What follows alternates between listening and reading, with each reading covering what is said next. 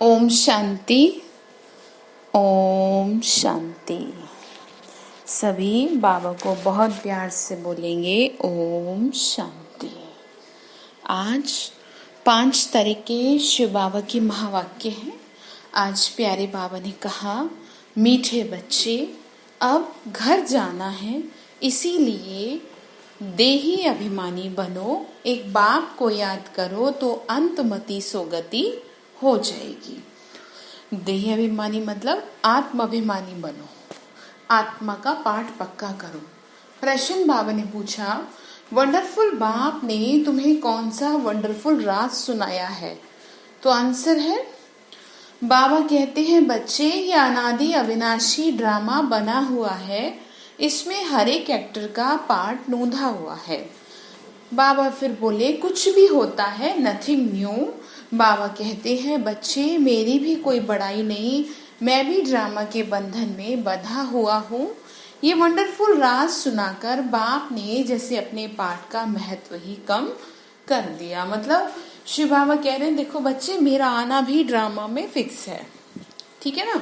और तुम्हारे साथ जो भी आत्माएं हैं उनका तुम्हारे साथ होना और वो सारी एक्टिविटीज करना कि जो कर रहे हैं, ये भी ड्रामा में फिक्स है। तो इसीलिए कुछ भी नया नहीं हो रहा है, ध्यान रखेंगे। गीत है, आखिर वह दिन आया आज जिसका हमें था इंतजार। मीठे मीठे रूहानी बच्चे ये गीत गा रहे हैं। बच्चे समझते हैं कि कल्प बाद फिर से हमको धनवान, हेल्दी और वेल्दी बनाने, पवित्रता, सुख, शांति का वर्षा देने बाबा आते हैं। ब्राह्मण लोग भी आशीर्वाद देते हैं ना कि आयुष्मान भव, धनवान भव, पुत्रवान भव। तुम बच्चों को तो वर्षा मिल रहा है, आशीर्वाद की तो कोई बात ही नहीं है। बच्चे पढ़ रहे हैं। बाबा ने कहा, जानते हैं 5000 वर्ष पहले भी हमको बाप ने आके मनुष्य से देवता बनाया था। क्या चल रहा है यहाँ पर? पढ़ाई चल रही है, ठीक है। और कितनी आत्माएं रोज पढ़ रही हैं? करोड़ों आत्माएं रोज पढ़ रही हैं और पढ़ाने वाला दिखाई नहीं दे रहा। सबसे वंडरफुल बात तो ये है यहाँ पे। नर से नारायण बनने की शिक्षा भी दी थी। बच्चे जो पढ़ते हैं वह जानते हैं हम क्या पढ़ रहे हैं। पढ़ाने वाला कौन? शिव बाबा है ना। और उसमें भी नंबरवार पुरुषार्थ अनुसार जानते हैं। बाबा ने कहा, सब कोई मुझे एक जैसा नहीं जानते, ये तो जैसा जिसको समझ वैसा ही पहचाना। शास्त्रों में भी वर्णन है इन बातों का। ये तो कहेंगे कि हम बच्चों को मालूम है ये राजधानी स्थापन हो रही है, डिडी किंगडम स्थापन हो रही है। सतयुगी दुनिया की बात कर रहे हैं। आदि सनातन देवी देवता धर्म की स्थापना हो रही है। आदि सनातन देवी देवता धर्म की जो स्थापना है वो कौन करा रहा है? शिव बाबा। दुनिया में किसी को ये पता नहीं कि हम शूद्र वर्ण के हैं। तुम बच्चे समझते हो, ये तो सत्य बात है। बाप सत्य बताकर सचखंड की स्थापना कर रहे हैं। सतयुग में झूठ, पाप आदि कुछ भी नहीं होता। और कलयुग है अजामिल पाप आत्माओं की दुनिया। इस समय सभी कैसे हो गए हैं? पापी हो गए हैं। उनकी समझ में कह लो या उनकी नॉलेज में कह लो, वो पाप नहीं है जो वास्तव में वो मनुष्य कर रहे हैं। इसीलिए कहा ना कि भगवान का शुक्रिया करो आप कि आपको उन्होंने ये समझ दे दी कि भाई ये जो काम है ना, या ये जो एक्ट है, ये जो कर्म है, ये क्या है? पाप कर्म की कैटेगरी में आता है। तो समझ किसने दी? शिव बाबा ने ही तो दी ना, जो लोगों को नहीं है। आपको बचा लिया पाप से। सत्य बाप आके सचखंड की स्थापना कर रहे हैं। सतयुग में तो झूठ पाप कुछ नहीं है। कलयुग में है अजामिल पाप आत्माएं। ये समय बिल्कुल रौरव नर्क का है। दिन प्रतिदिन नर्क दिखाई पड़ेगा। मनुष्य ऐसा ऐसा कर्तव्य करते रहेंगे जो समझेंगे बिल्कुल ही तमो प्रधान दुनिया बनती जा रही है। इसमें भी काम महाशत्रु है। कोई मुश्किल पवित्र शुद्ध रह सकता है? आगे फकीर लोग कहते थे ऐसा कलयुग आएगा जो 12-13 वर्ष की कुमारियां बच्चा पैदा करेंगी, वो अब समय है। कुमार कुमारियां आदि सब गंध करते रहते हैं, जब बिल्कुल ही तमोप्रधान बन जाते हैं तब बाबा कहते हैं मैं आता हूँ।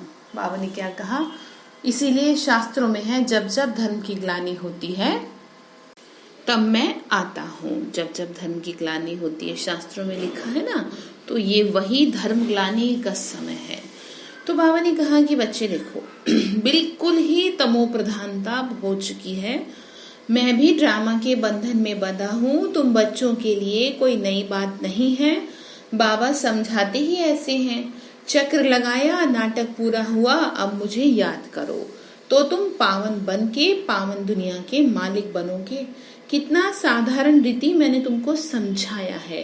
बाप कोई अपने पार्ट को इम्पोर्टेंस नहीं देते। बाबा ने कहा मैं अपने आप को इम्पोर्टेंस नहीं देता, फिर भी ये तो मेरा पार्ट है, नई बात नहीं है, क्योंकि तुम मेरे बच्चे हो तो तुम्हारे लिए करना भी मेरा फर्ज है। और फिर यहाँ पे बच्चों को भी तो माँ बाप की बात माननी होती है ना, तो कितना मान रहे हैं जरा देखिए। नई बात नहीं है, हर 5000 वर्ष बाद मुझे आना पड़ता है ड्रामा में, मैं बधाईमान हूँ। आकर तुम बच्चों को बहुत सहज याद की यात्रा बताता हूँ। अंत मति सो गति कहा जाता है ना, वो इस समय के लिए ही कही गई है। ये अंत काल है। बाप युक्ति बताते हैं कि बच्चे मुझे याद करो तो तुम पावन बन जाएंगे। बच्चे भी समझते हैं हम नई दुनिया के मालिक बनेंगे। बाबा घड़ी घड़ी कहते हैं नथिंग न्यू। एक जिन्न की कहानी है ना, उसने कहा काम दो तो कहा सीढ़ी चढ़ो उतरो। तो बाबा भी कहते बच्चे ये जो भी कुछ हो रहा है ना, ये खेल चल रहा है, और इस खेल को खेल समझ के चलो, तुम भी सीरियस मत हो जाओ ज्यादा। जो सीरियस होगा वो दुखी होगा। फिर जैसे कई लोग नाटक मूवी देखते हुए बहुत इमोशनल होते हैं ना, तो रो पड़ते हैं। तो अब इसमें नाटक बनाने वाले की थोड़ी गलती है, आपकी गलती, आप इतना इमोशनल क्यों हैं। तो बाबा भी हमको ये बात याद दिला रहे हैं कि बच्चे ये खेल चल रहा है, तुम ऐसे इमोशनल कैसे हो जा रहे हो इन चीजों में।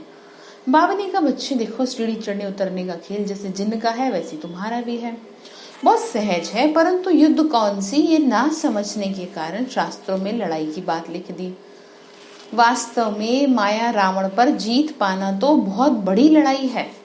बच्चे देखते हैं हम घड़ी घड़ी बाबा को याद करते हैं, फिर याद टूट जाती है। माया दीवा बुझा देती है। इस पर गुलाब कावली की भी कहानी है ना। बच्चे जीत पाते हैं, बहुत अच्छे भी चलते हैं, फिर माया आकर क्या करती है, बुझा देती है, दीवा परेशान कर देती है ना। बच्चे भी कहते हैं बाबा माया के तूफान बहुत आते हैं। तूफान भी अनेक प्रकार के बच्चों के पास आते हैं। कभी कभी तो ऐसा जोर से तूफान आता है जो 8-10 वर्ष के पुराने अच्छे अच्छे झाड़ भी गिर पड़ते हैं। मतलब बच्चे 8 साल से 10 साल से चल रहे हैं, माया किसी न किसी रूप में आ जाती है। वर्णन भी करते हैं अच्छे अच्छे माला के दाने थे आज है नहीं।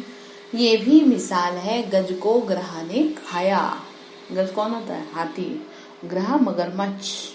तो बाबा ने कहा तो क्या यहाँ पर मगरमच्छ कौन है, माया है, और तुम बच्चों के लिए परेशानी होती है ना, ये है माया का तूफान। बाबा कहे इन 5 विकारों से संभाल रखते रहो, याद में रहेंगे तो मजबूत रहेंगे। आत्माभिमानी बनो, ये शिक्षा तुमको इसी समय मिल रही है। ऐसा कभी और कोई कहेंगे नहीं कि तुम आत्माभिमानी बनो। सतयुग में भी ऐसा नहीं कहेंगे।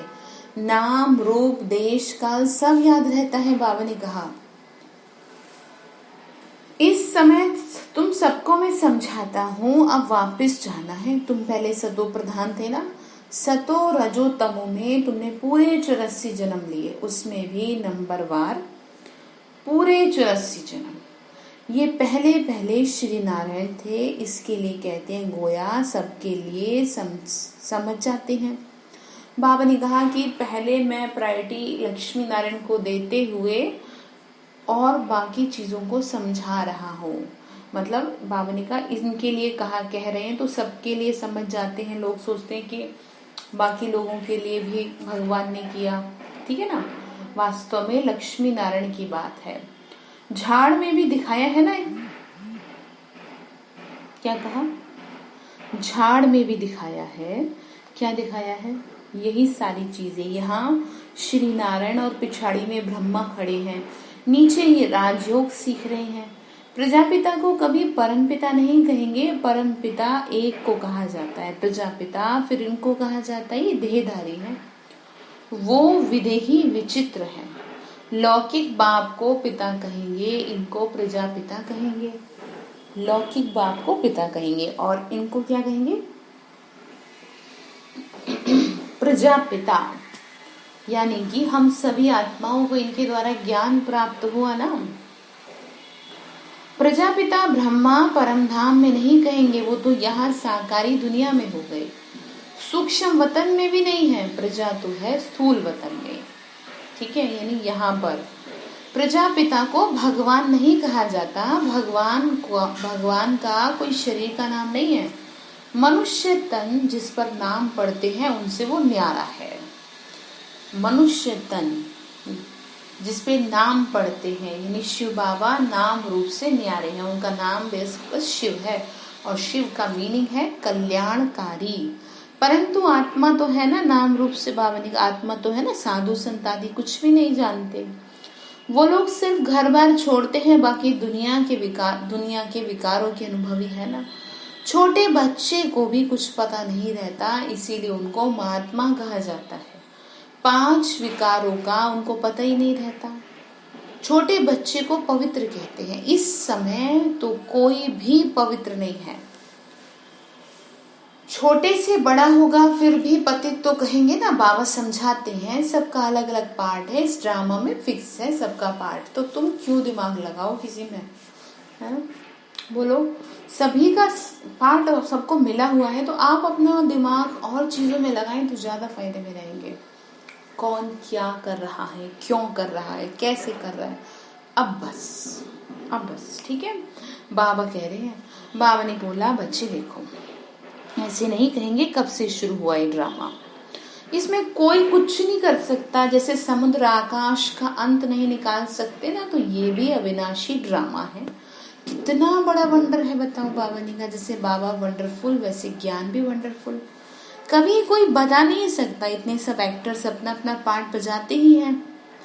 नाटक कब बना ये कोई प्रश्न नहीं है भाई, सृष्टि रूपी नाटक कब बना ये कोई प्रश्न नहीं है। बाबा ने कहा, बहुत कहते हैं भगवान को क्या पड़ी थी जो दुख की दुनिया लाई है, ऐसे कहते हैं ना बहुत।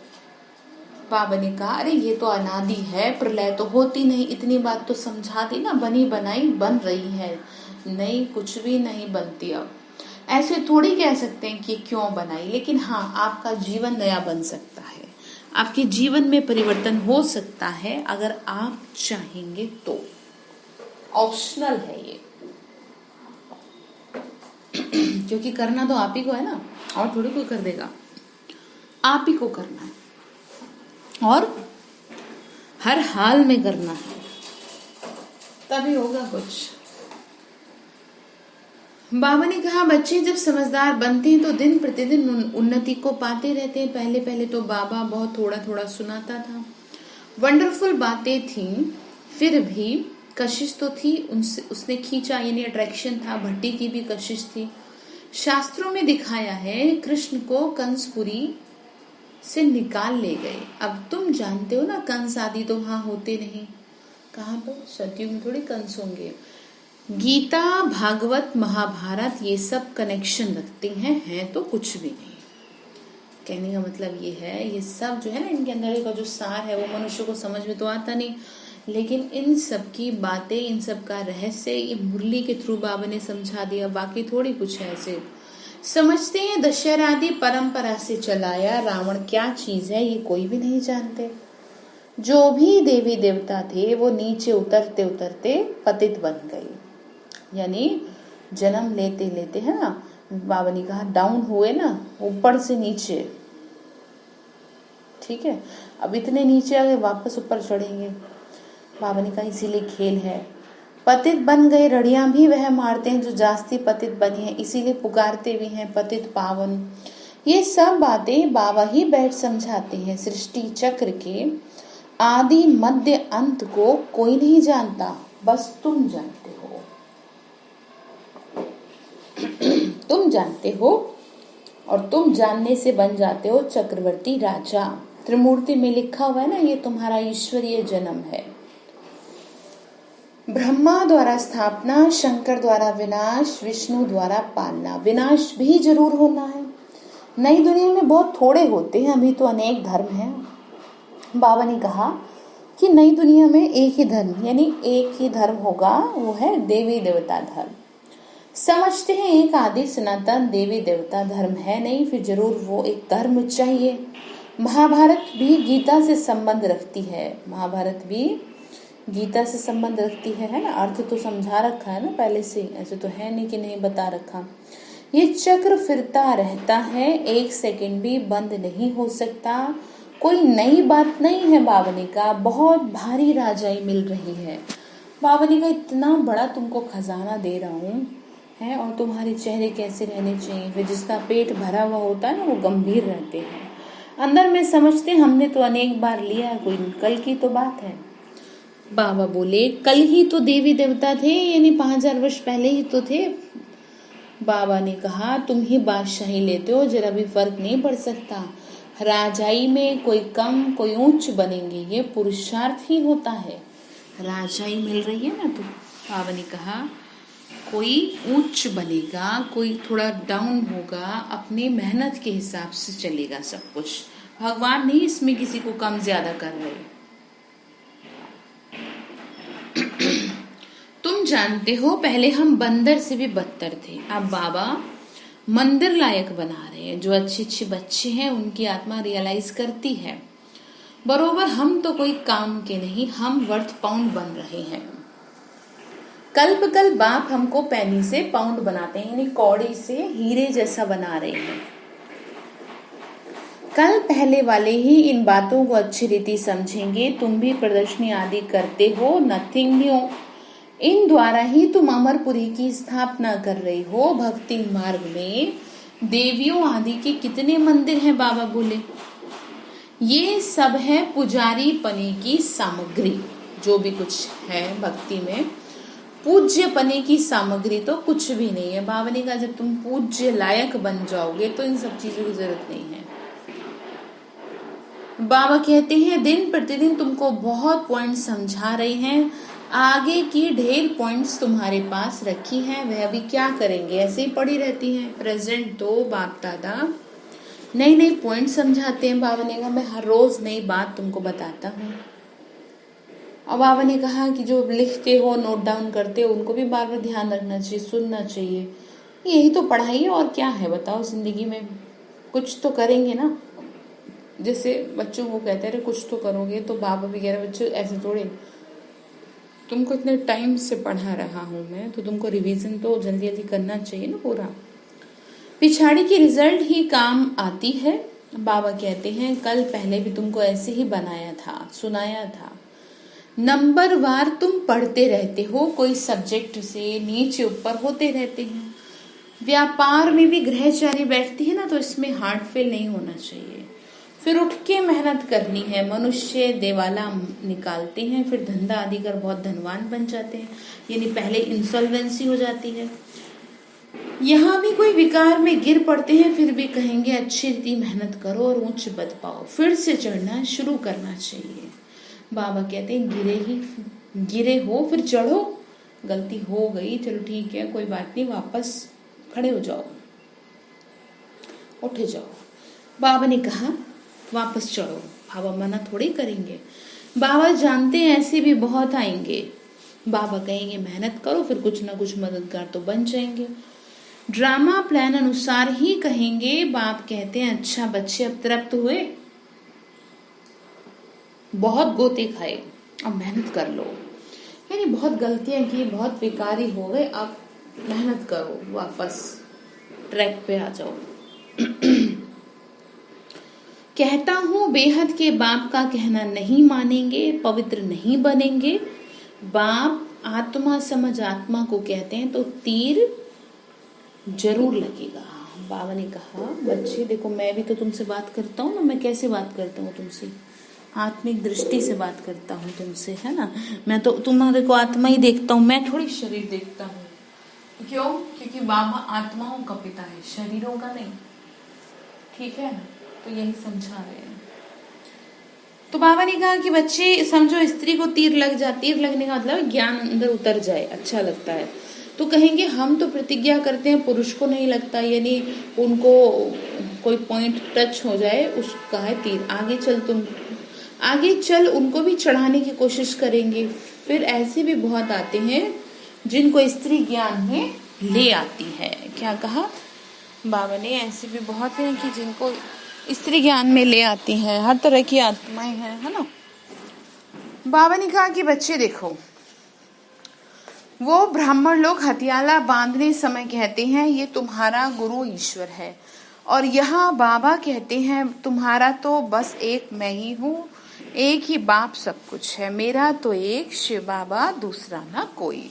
अब इसका मतलब ये नहीं बाकी लोगों को वो कर दें कि नहीं तुम कुछ नहीं हो, है ना। मतलब मन की बात कर रहे हैं, अपनी भावनाओं को सिवाय बाबा के और किसी के साथ शेयर ना करें, नहीं तो चोट पहुंचेगी आपको। बाबा ने कहा बच्चे तुम्हारा एक बाप ही सब कुछ है ना, तो सब उनको ही याद करते हैं। और बाबा ने कहा याद भी सब उनको करते हैं। देखो, उस एक तरफ ही तुमको योग लगाना है, ये देह भी मेरी नहीं है, ये तुमको प्रैक्टिस करनी है। ठीक है। अच्छा, मीठे मीठे सिक्के लदे बच्चों प्रति माता पिता बाप दादा का याद प्यार और गुड मॉर्निंग। रूहानी बाप की रूहानी बच्चों को नमस्ते। हम रूहानी बच्चों की रूहानी माता पिता बाप दादा को नमस्ते। शिव बाबा नमस्ते। शुक्रिया बाबा, शुक्रिया शुक्रिया। धारणा के लिए मुख्य सार है, कोई भी ग्रहचारी आती है तो दिल शिकस्त हो, बैठ नहीं जाना। कोई भी बात आ जाए तो उदास मत हो जाना, फिर से मेहनत कर बाबा की याद में रहे ऊंच पद पाना। दूसरी पॉइंट है, स्वयं की स्थिति याद से ऐसी मजबूत बनानी है जो कोई भी माया का तूफान वार ना कर सके। विकारों से अपनी संभाल करते रहना है। बाबा ने कहा बच्चे तुमको खुद देखो, अपने को संभलना है। ठीक है, मैंने तुमको अब इतना समझा दिया, अब तुम संभल जाओ। वरदान दिया बाबा ने, त्रिकालदर्शी और साक्षी दृष्टा बन, हर कर्म करते बंधन मुक्त स्थिति के अनुभव द्वारा दृष्टांत रूप भव। क्या कहा? त्रिकालदर्शी और साक्षी दृष्टा बन। त्रिकालदर्शी, तीनों लोकों का, तीनों कालों का ज्ञान दे दिया ना बाबा ने। बाबा ने कहा यदि त्रिकालदर्शी स्टेज पर स्थित हो, कर्म के आदि मध्यंत को जान के कर्म करते हो, तो कोई भी कर्म पाप कर्म नहीं हो सकता। क्या कहा? जब तीनों कालों को जान करके काम करो, उसका पास्ट प्रेजेंट फ्यूचर, तो पाप नहीं होगा। ऐसे ही साक्षी दृष्टा बन कर्म करने से कोई भी कर्म के बंधन में कर्म बंधनी आत्मा नहीं बनेंगे, यानी कोई भी कर्म आपको बांधेगा नहीं। फिर कर्म करते हुए न्यारे और प्यारे रहेंगे तो अनेक आत्माओं के सामने दृष्टांत रूप अर्थात एग्जाम्पल बन जाएंगे। बाबा ने क्या कहा? बच्चे कोई भी कर्म न्यारे और प्यारे रह के करेंगे तो एग्जाम्पल बन जाएंगे तुम दूसरों के लिए। लेकिन कब? जब बाबा ने कहा उसके आदि मध्य अंत को जान कर के कर्म करना। स्लोगन है, जो मन से सदा संतुष्ट है वही डबल लाइट है, यानी मेरे साथ है। हम लाइट, बाबा लाइट। तो बाबा ने आज होमवर्क क्या दिया? बाबा ने आज होमवर्क दिया कि बच्चे अब घर चलना है, इसीलिए क्या करो? पुरुषार्थ करो, मेहनत करो। जो जितनी मेहनत करेगा वो उसी अनुसार मुझे जान पाएगा। अच्छा, ओम शांति।